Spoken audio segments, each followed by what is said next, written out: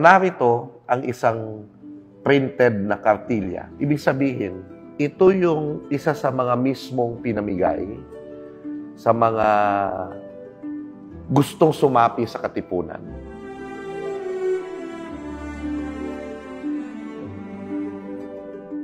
May introduction siya. So, binubuo siya ng dalawang bahagi. Yung more familiar part with us is the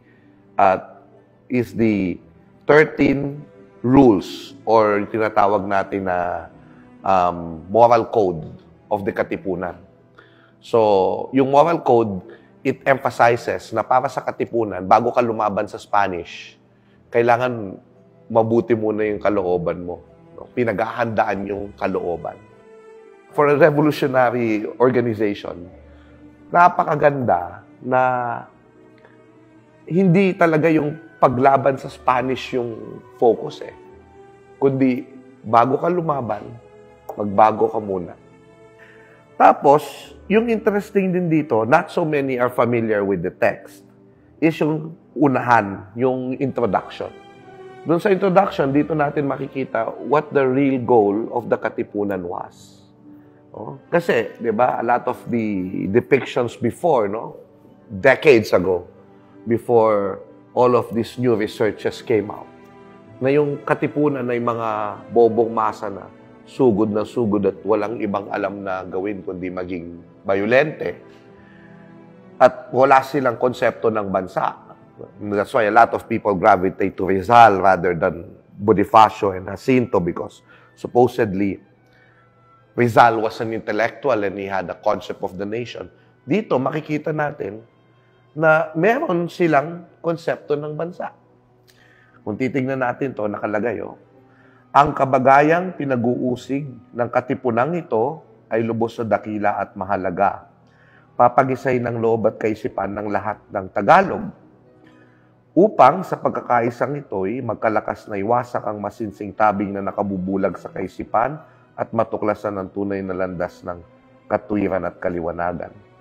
So, ang gusto ng Katipunan, magkaisa ang loob ng lahat ng Tagalog para kapag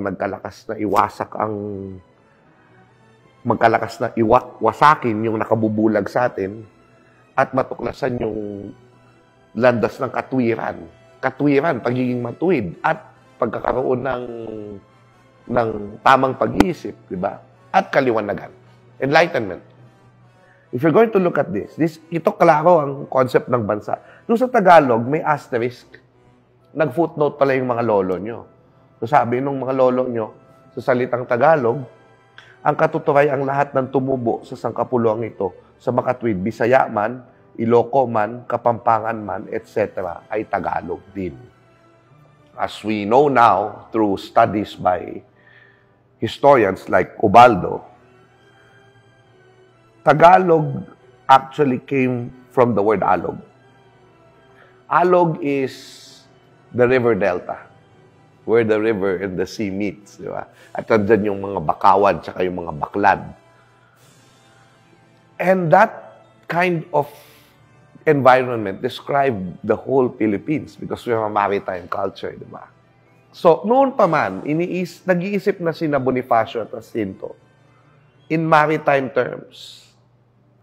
Sinasabi nila, malinaw yung concept nila ng nation, ng bansa, na tayong lahat ay taga-alog, kahit ikaw ay Bisaya, Ilocano, Kapampangan, etc., ay taga-alog tayong lahat. And this is where you see that how Bonifacio actually wanted to change the name of the country to Katagalugan. To break away from Spain, we have to also change the nomenclature of the nation.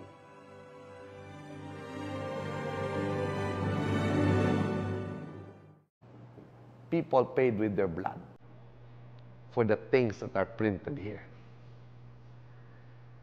And the result of that sacrifice is the birth of our nation.